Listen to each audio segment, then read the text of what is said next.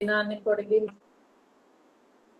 మనందరం రీతిగా సమకూడగలిగే ధన్యతను మనం ప్రభు దయచేస్తూ వచ్చాడు. కాబట్టి సద్వినియోగపరచుకోవడానికి ప్రభు ఇచ్చిన సాయం బట్టి వందనాలు.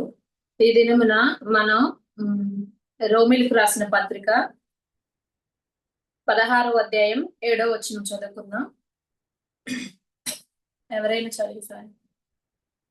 నాకు బంధువులను నా తోడి ఖైదీలు నైనా అంద్రోనీకును యూనియాకును వందనములు. వీరు అపోస్తలులలో ప్రసిద్ధికెక్కిన వారై నాకంటే ముందుగా క్రీస్తునందున్నవారు. అయితే పౌలు ఈ రోమిలకు రాసిన పత్రికలో చాలా మందికి తనకు పరిచయలో సహకారులుగా ఉన్న వారందరికి కూడా థ్యాంక్స్ అంటే కృతజ్ఞతలు వందనాలు చెప్పుకుంటూ ఇక్కడ పౌలు వస్తూ వచ్చాడు. అయితే 7వ వచనంలో చూసుకుంటే అద్రోనీకును యూనియాకును అంటే వీళ్ళిద్దరికి కూడా అంటే వారు ఎట్టి రీతిగా ఉన్నారో వాళ్ళ గురించి చెప్తూ వాళ్ళకు కూడా వందనాలు చెప్తూ వచ్చాడు. అయితే ఇక్కడ చూసుకుంటే స్త్రీలుగా ఈ లోకంలో ఎన్నో అంటే అచీవ్మెంట్స్ సాధిస్తూ ఉంటారు.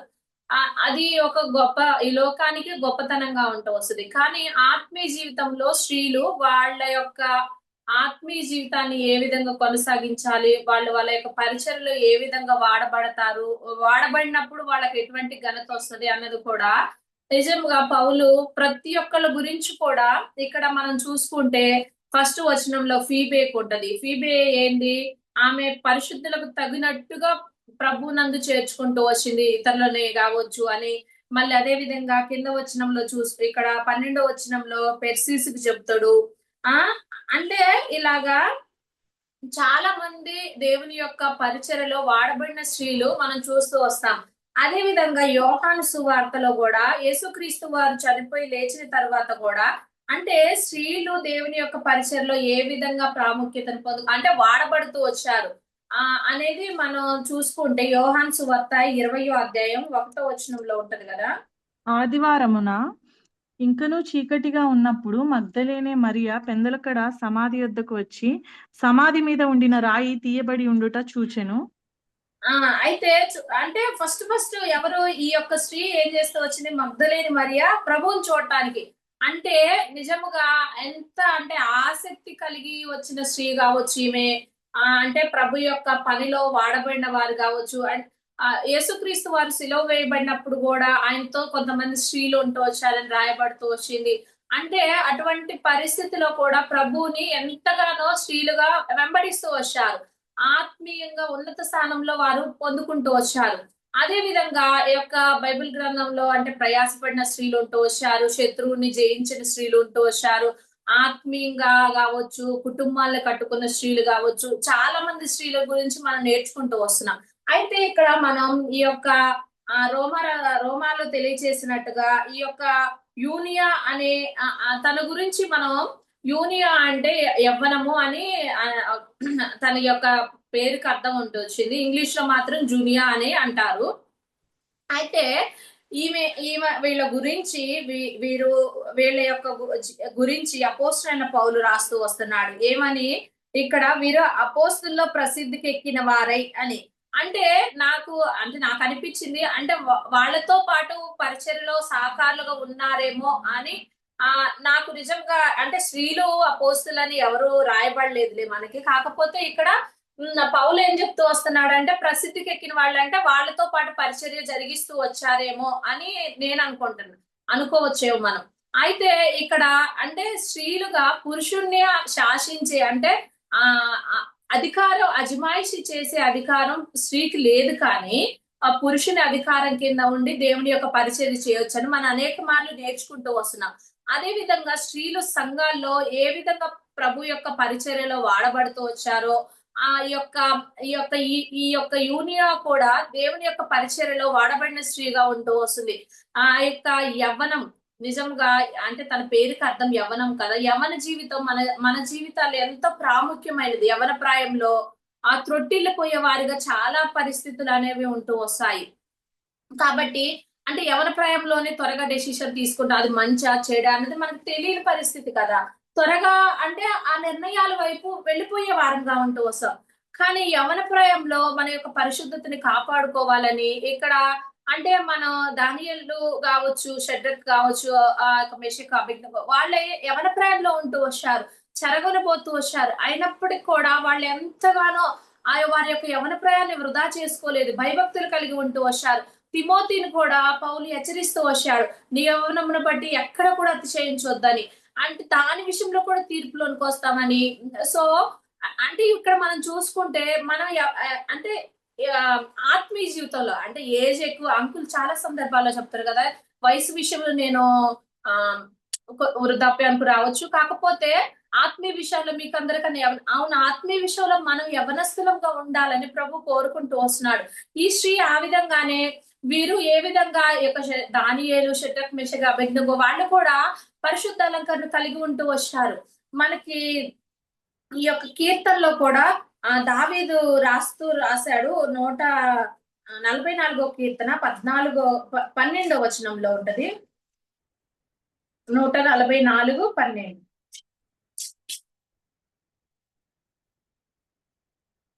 చివర్లో ఉంటది. మా కుమారులు తమ గమన కాలమందు ఎదిగిన మొక్కల వలెను, మా కుమార్తెలు నగరునకై చెక్కిన మూల కంబముల వలెను ఉన్నారు. కుమారులు కుమార్తెలు అంటే నిజముగా కుమార్తెలు నగరునకై చెక్కిన మూలకంబముల వలె, అంటే నగరుకు చెక్కబడిన మూలకంబం ఎంత స్ట్రాంగ్ గా ఉంటాయి. సో ఆ విధంగా ఉండాలని ఆత్మీయ జీవితంలో ఇక్కడ రాయబడుతూ వస్తుంది. అదే విధంగా ఆత్మీయ జీవితంలో దిద్దుబాటు అనేది చాలా అవసరం. అది యవనస్తులకే కావచ్చు, చిన్నపిల్లలకైనా, పెద్దవాళ్ళకైనా సరే. ఈ దిద్దుబాటు గాని, హెచ్చరిక గాని, ఈ యొక్క సరి చేసుకోవటం అంటే లోపాలని బట్టి హెచ్చరించినప్పుడు సరి చేసుకునే వారిగా ఉండాలి. అప్పుడు మాత్రమే మనము ఈ నగరికై చెక్కబడిన మూలకమ్ముల వలె ఉంటూ వస్తాము. ఇక్కడ చూసుకుంటే ఈ యవన ప్రాయంలో అంటే కొంతమంది పిల్లల్ని అతి గారాబం లాగా ఉంటారు. అంటే ఏదైనా మిస్టేక్ చేసినా చెప్పడానికి అమ్మో ఏమనుకుంటారో, వాళ్ళు బాధపడతారు. అలా కాదు, ఏంటంటే వాడు రాంగ్ చేసినప్పుడు హెచ్చరించాలి కంపల్సరీ. అంటే హెచ్చరిక అంటే ఏదో కఠినమైన రీతిలో కాకపోయినా సరే మంచి మాటలతోనే వారిని హెచ్చరించే వారంగా ఉండాలి. అదే విధంగా మన యొక్క కుటుంబాల్లో కూడా అంటే చిన్నపిల్లలే కావచ్చు, ఇప్పటి నుంచి మన పిల్లల్ని సరైన మార్గంలో పెంచాలి. అదే విధంగా ప్రతి దినం కూడా ఇక్కడ చూసుకుంటే మనం మన కుటుంబాల్లో కూడా ఈ యొక్క అంటే ఆత్మీయంగా యవన ప్రాయంలోకి వచ్చే వారంగా, పసిపిల్లల వలె ఉండకూడదు, ఇంకా ఆత్మీయంగా యవన ప్రాయంలోకి వచ్చే వారంగా ఉండాలి. అదే విధంగా ఇక్కడ పౌలు చెప్తూ వస్తున్నాడు ఇంకా రోమాలో అదే వచనంలో ఇంకా వారు ఏ విధంగా ఉంటూ వచ్చారో, అంటే వీళ్ళు నా తోడి అంటే నాకు బంధువులు, అంటే పౌలు యొక్క ఏ విధంగా ఉంటూ వచ్చాడు, తనకు వాళ్ళు బంధువులుగా కూడా ఉంటూ వచ్చారు. వారు ఎట్టి రీతిగా ప్రయాసపడుతూ వచ్చారు. అంటే ఇక్కడ చూసుకుంటే వాళ్ళ అపోస్తుల ప్రసిద్ధికి అంటే ఇక్కడ చూస్తే అంటే ఆదిమ సంఘం అంటే ఎప్పుడైతే పేతురు సువార్త ప్రకటించబడినప్పుడు రక్షించబడుతూ వచ్చారో ఆదిమ సంఘం ఉంటూ వచ్చింది కదా, 3000 మంది. అంటే వారితో పాటు రక్షించబడిన వారని కూడా మనం చెప్పుకోవచ్చు ఇక్కడ.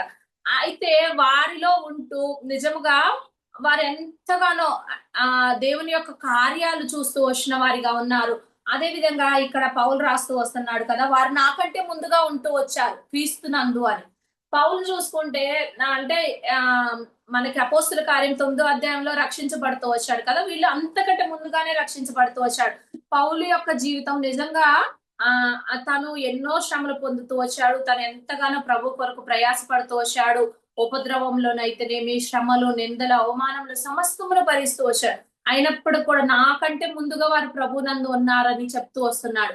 అంటే మనం కూడా దేవుని యొక్క పరిచయలో మనకంటే ఎక్కువగా ఎవరైనా వాడబడినప్పుడు నిజంగా మనం సీనియర్స్ కావచ్చు ఆత్మీయ జీవితం, కానీ వారు ఇంకా దేవుని ఇచ్చిన జ్ఞానంను బట్టి కావచ్చు, దేవుడు వారికి ఇచ్చిన ఆత్మీయ వరాలను బట్టి వాడబడుతున్నప్పుడు మనం సంతోషించే వారి కాదు.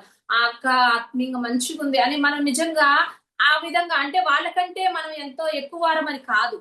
ఆత్మీయ జీవితంలో దేవుడిచ్చిన పరిజ్ఞానాన్ని బట్టి మనం ముందుకు కొనసాగుతూ వస్తాం. కాబట్టి వారు వెనక రక్షించబడవచ్చు, మనకంటే ఏజ్ లో తక్కువ ఉండవచ్చు, కానీ ఆత్మీయంగా మంచిగా ఉన్నప్పుడు ఏంటంటే మనం వారిని ఇంకా ప్రోత్సహించే వారంగా, నాకంటే యోగ్యురాలు, నాకంటే ఇక్కడ మనకి ఫిలిప్పిలో ఉంటది కదా, ఫిలిప్పి 2:3 వచనంలో చివర్లో ఉంటది.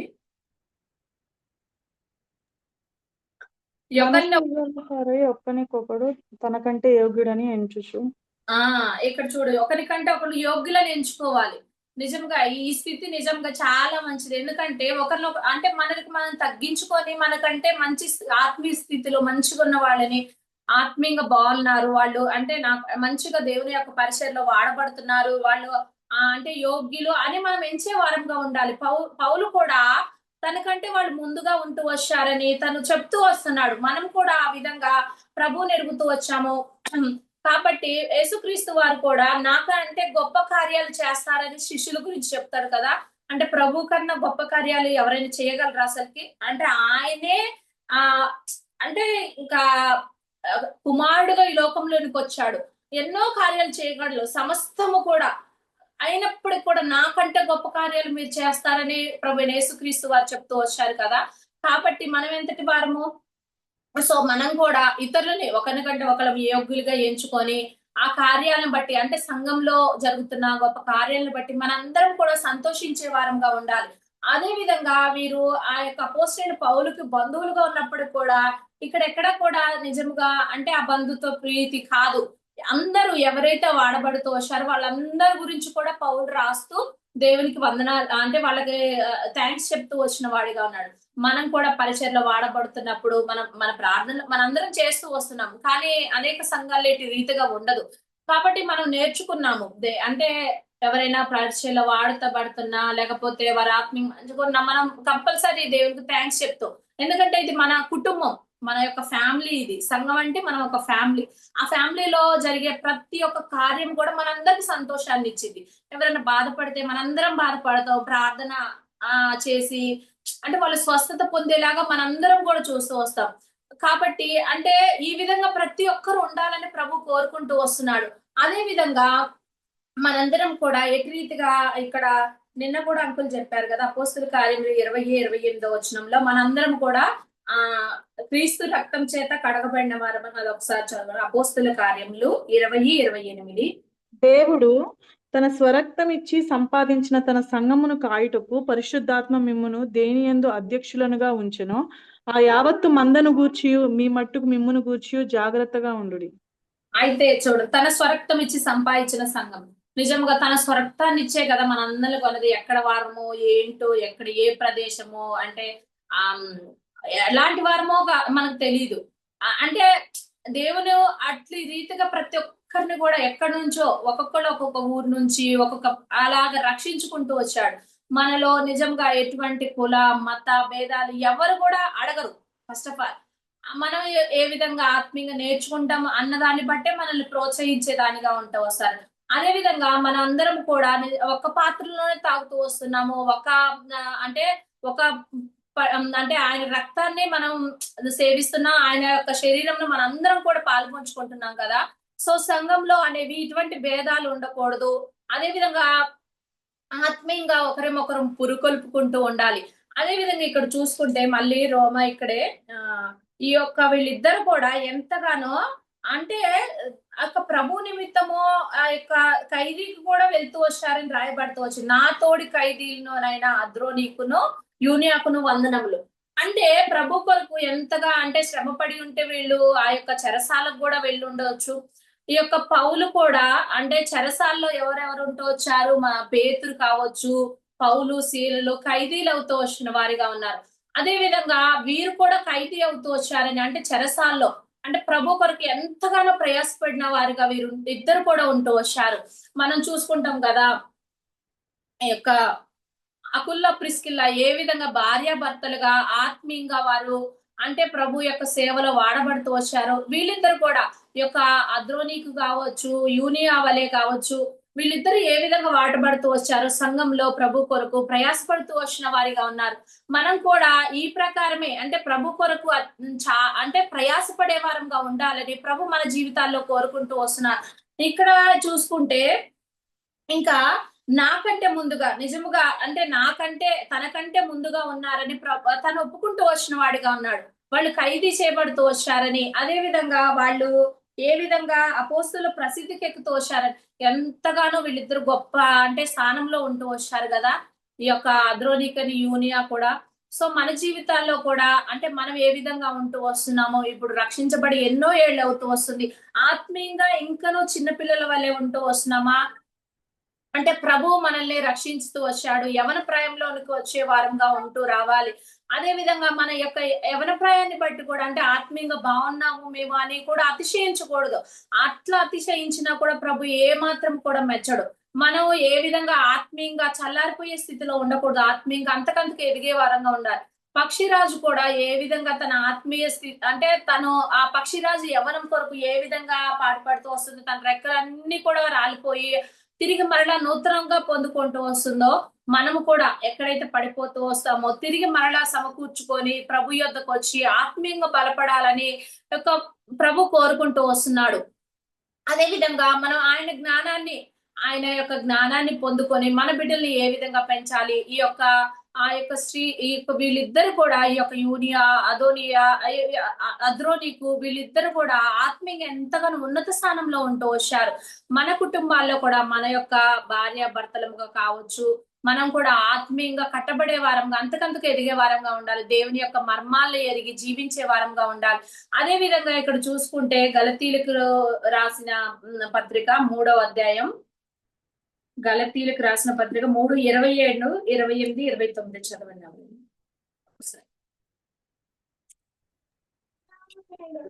క్రీస్తులోనికి బాప్తిస్మము పొందిన మీరందరూ క్రీస్తును ధరించుకొని ఉన్నారు. ఇందులో యూదుడని గ్రీసు దేశస్థుడని లేదు, దాసుడని స్వతంత్రుడని లేదు, పురుషుడని స్త్రీ అని లేదు, యేసుక్రీస్తునందు మీరందరూ ఏకముగా ఉన్నారు. మీరు క్రీస్తు సంబంధులైతే ఆ పక్షమందు అబ్రహాము యొక్క సంతానమై ఉండి వాగ్దాన ప్రకారము వారసులై ఉన్నారు. ఇక్కడ చూసుకుంటే క్రీస్తులోని బాప్తిసము, క్రీస్తుని ధరించుకుని ఉన్నాం కదా, అంటే రక్షించబడుతూ వచ్చాం మన అందరము కూడా. అంటే యూదుడని గ్రీకు దేశ ఏ భేదం లేదు ఇక్కడ. ప్రభు అంటే యూదులకి గొప్ప ధన్యత ఇచ్చాడు, కానీ వారు అది కోల్పోతూ వచ్చారు. కాబట్టి అన్నజనాంగమైన మనల్ని కూడా దేవుడు రక్షించుకుంటూ వచ్చాడు కదా. రక్షించబడుతూ వచ్చిన మనం ఏ విధంగా ఉంటూ వస్తున్నాము? క్రీస్తును ధరించుకొని ఆయన యొక్క అడుగుజాడల్లో నడిచే వారంగా ఉంటూ వస్తున్నామా? అదే విధంగా ఈ యొక్క అద్రోని యూనియా కూడా దేవుని యొక్క యందు వారు ఎట్టి రీతిగా దేవుని యొక్క పరిచర్లో వాడబడుతూ వచ్చారు, ప్రభు కోసకు ప్రయాసపడుతూ వచ్చారు. మనం అట్టి రీతిగా ప్రయాసపడే వారంగా ఉంటున్నామా లేదా అన్నది కూడా మనం చూసుకోవాలి. అదే విధంగా ఇక్కడ చూసుకుంటే మనం అంటే అన్నజనాంగమైన మనల్ని కూడా దేవుడు రక్షించి అబ్రహాం యొక్క సంతానంలో మనల్ని చేరుస్తూ వచ్చాడు కదా. అంటే మనకి ఏ భేదము లేదు. అంటే ఇక్కడ స్త్రీ పురుష భేదం లేదు, లేకపోతే కులమత భేదాలు ఏవి కూడా లేవు. క్రీస్తు రక్తంలో కడగబడిన మనందరం కూడా పరిశుద్ధంగా జీవించుటకు పిలువబడిన వారం కదా. సో మనందరం కూడా ఈ యొక్క జీవితంలో అంటే ఈ యొక్క లోక యాత్రలో మనం ఏ విధంగా జీవించాలి, ప్రభు కొరకు ప్రయాసపడే వారంగా ఉండాలని, అదే విధంగా ప్రభు యొక్క పరిచర్యను కూడా మనం కొనసాగించే వారు, ఒకరికంటే ఒకరు అంటే యోగ్యులను ఎంచుకున్నట్టు ఒకరికొకరికి సహకారంగా ఉండాలి. ముఖ్యంగా సంఘంలో ఈ యొక్క అంటే ఒకరికొకరు సఖ్యత అనేది లేకపోతే నిజంగా సంఘాలు ఎంతగానో విచ్ఛిన్నం అయిపోయే స్థితిలో ఉంటూ వస్తాయి. కాబట్టి సంఘం ఆ విధంగా అవ్వటానికి ఎవరు కారణం అంటే సంఘస్థులే మెయిన్ కారణం. కాబట్టి మనం ఆ విధంగా ఉండకూడదు. ఆత్మీయంగా మనం అంటే ప్రభు వాక్యం చెప్తూ వస్తున్నాడు, అంటే ప్రభు చేత మనం అంటే సేవకుల ద్వారా వాక్యం బోధించబడుతుంది, వాక్యం వింటూ వస్తున్నాము, వాక్యానుసారంగా మనం జీవించే వారంగా ఉండాలి. ఒకరికంటే ఒకరు అంటే ఎక్కడైతే అంటే ముఖ్యంగా గర్వం అనేది సంఘాల్లో ఉండకూడదు అని మనకి ఎన్నో మార్లు మనం నేర్చుకుంటూ వస్తున్నాం. గర్వం ఉన్నప్పుడు ఏమవుతుందంటే అతిశయిస్తాం, నాకంటే ఎక్కువనా, నాకంటే అదే అన్నది మనలోకి వస్తుంది. కాబట్టి ఇటువంటి గర్వము అతిశయం అనేది ఉండకూడదు. సంఘంలో తగ్గింపు ఎక్కడైతే తగ్గించుకుంటూ వస్తామో, పరిసయుడు సుంకరి విషయం మనం చూస్తాం కదా. పరిసయుడు హెచ్చించుకుంటూ వచ్చాడు, సుంకరి ఎంతగానో తగ్గించుకుంటూ వచ్చాడు. తగ్గించుకున్న కారణాన్ని బట్టి సుంకరి యొక్క ప్రార్థన ఆలకించబడుతూ వచ్చింది, పరిసయుడు ఆలకించబడుతూ వచ్చిందా? లేదు కదా. కాబట్టి ఎన్ని ప్రార్థన ఎంతగా ఏది చేసినప్పటికీ ఎక్కడైతే తగ్గింపు అనేది ఉంటూ వస్తుందో, వీళ్ళిద్దరూ అంటే నాకు అనిపించింది అంటే ఎంతగా తగ్గించుకొని దేవుని పరిచర్యలో వాడబడుతూ వచ్చారు. అందుకే పౌలు కూడా వీరి యొక్క పేరుని అంటే ఆ యొక్క రోమా పత్రికలో వారికి వందనాలు చెప్తూ రాస్తూ వచ్చాడు. ఇక్కడ మనకి ఘనత రాకపోయినా పర్లేదు, కానీ ప్రభు ఆ ఘనత అనేది మనకి ఇస్తూ వచ్చాడు. దేవుని యొక్క పరిచర్యలో మనం తగ్గించుకొని మనకి మాదిరిగా ఎంతో మంది చూస్తూ వస్తాం కదా, మన సంఘంలోనే కావచ్చు, తాను తగ్గించుకొని దేవుని పరిచయంలో వాడబట్టు ఆ విధంగా ఉండాలని ప్రభు మనందరిని కూడా కోరుకుంటూ వస్తున్నాడు. కాబట్టి ఈ యొక్క సుంకరి వలె మనందరం ఉండాలి. దేవుని యొక్క ప్రార్థన అంటే ఆ తగ్గింపు జీవితం, ఆ దీనత్వం ఉన్నప్పుడే మన ప్రార్థన అనేది ఆలకించబడుతూ వస్తుంది. మనం చేసిన పరిచర్య కూడా అంటే ఈ లోకంలో ఎన్నో చేస్తాం. అంటే ఒకవేళ కరపత్రాలు ఇవ్వచ్చు, ఇతరుల వరకు ప్రార్థన, అవన్నీ కూడా లెక్కించబడాలంటే తగ్గింపు ఉన్నప్పుడే అవన్నీ కూడా లెక్కించబడుతూ వస్తాయి. ఆ విధంగానే ఈ యొక్క యూనియా, అద్రోని వలె మన యొక్క కుటుంబాలు కూడా ఆ యొక్క యవన ప్రాయంలో ఉన్న మన బిడ్డలు కావచ్చు, ఇది తప్పిపోకుండా ఉండాలంటే వారిని హెచ్చరించే వారంగా ఉండాలి. వారి యొక్క ఏంటంటే ఏదో కొట్టి అలా కాదు, కానీ ఆ ఆత్మీయంగా మనం మంచుకున్నప్పుడు వారికి ఏ విధంగా చెప్పగలుగుతాం నిజంగా కదా. ఆత్మీయంగా మంచుకున్న తల్లిదండ్రులు వాళ్ళ యొక్క బిడ్డలని ఆత్మీయంగానే అంటే ఆ విధంగా వాక్యానుసారంగా చెప్పి ఆ మాటలు దేవుని యొక్క మార్గంలోనికి నడిపించగలరు. కాబట్టి ఆత్మీయంగా మనందరం కూడా ఫస్ట్ మనందరం కట్టబడాలి. అంటే మన భార్యాభర్తలు ఎవరికి వారు కుటుంబాల్లో వారు కట్టబడి వారి యొక్క బిడ్డల్ని సరిదిద్దుకునే వారంగా ఉండాలని ప్రభు మనల్ని కోరుకుంటూ వస్తున్నాడు. కాబట్టి మనందరం కూడా ఈ యొక్క అద్రోని వలె యూనియా వలె మన కుటుంబాలు ఉండులాగా ప్రభు సాయం చేయను గాక.